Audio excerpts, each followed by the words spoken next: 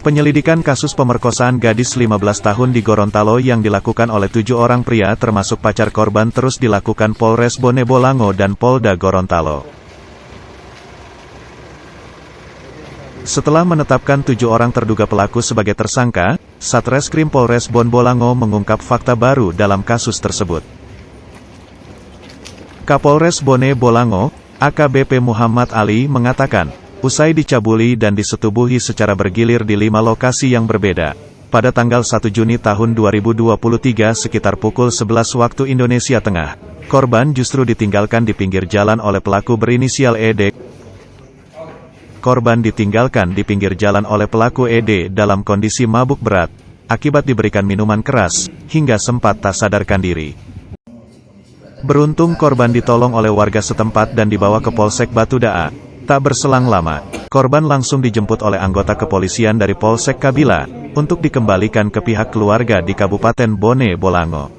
Sebelumnya korban diajak minum minuman keras di rumah pacarnya berinisial FN hingga mabuk berat.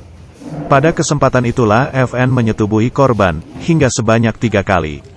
Tidak sampai di situ, keesokan harinya korban juga mendapat perlakuan tak senonoh oleh 6 orang pria lainnya yang diketahui rekan FN. Jadi secara fakta-fakta bahwa benar memang telah terjadi tindak pidana membawa lari anak yang belum dewasa, di mana tersangka benar dengan tanpa sepengetahuan orang tua menjemput korban yang masih di bawah umur, dalam hal ini umurnya masih 15 tahun, dan dibawa ke rumahnya, disetubuhi sebanyak 3 kali, digilir juga sama DP teman-teman, habis itu diturunkan di pinggir jalan dalam keadaan masih mabuk berat. Untuk barang bukti ada 1 unit sepeda motor. Kemudian untuk modusnya mengajak korban, menjemput korban, menyuruh korban mengkonsumsi miras, lalu disetubuhi. 7 pelaku telah ditetapkan sebagai tersangka dalam kasus ini, termasuk pelaku FN yang tidak lain adalah pacar korban.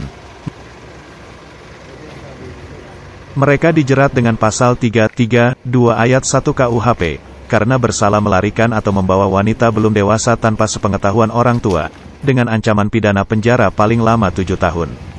Sementara ke-6 pelaku lainnya dijerat dengan pasal 82 tahun 2016, tentang perlindungan anak dengan ancaman maksimal 15 tahun penjara. Sementara itu, setelah melakukan pemeriksaan sejumlah saksi, dan penyelidikan lebih lanjut, Polres Bone Bolango mengungkap, pelaku pemerkosaan gadis 15 tahun di Gorontalo bertambah.